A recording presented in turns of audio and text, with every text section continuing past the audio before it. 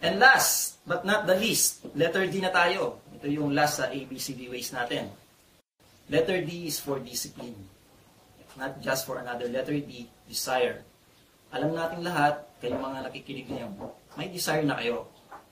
May desire na kayo na pumasa ng UPCAT. Pero hindi enough na meron kayong pagnanasa.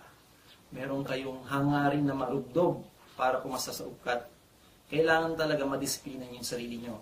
Kagaya ng sinabi ko sa letter C, dapat may tapang kayo. Kilala niyo si Juan Tamad, di ba? Napakasikat na sa ating mga folklores and folktales. Hinihintay lang niyang malaglag yung bunga ng bayabas.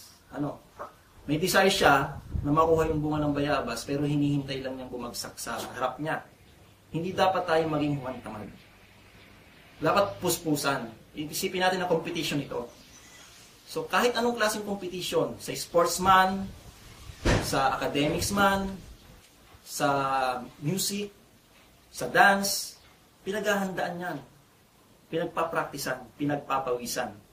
So naandun ang kailangan na disiplinado tayo. Meron tayong forced habit na gawin.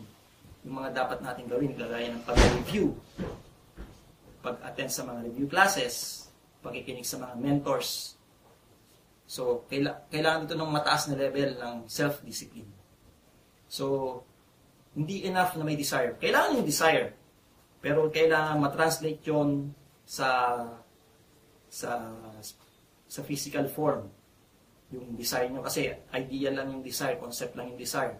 Pero ano ba ang ginagawa mo? Hinihintay mo lang bang malaglag yung bayabas sa harap mo? So, that's our letter D. Discipline, not just desire. So yun, ang ating ABCD ways of passing UPCAT the sure way.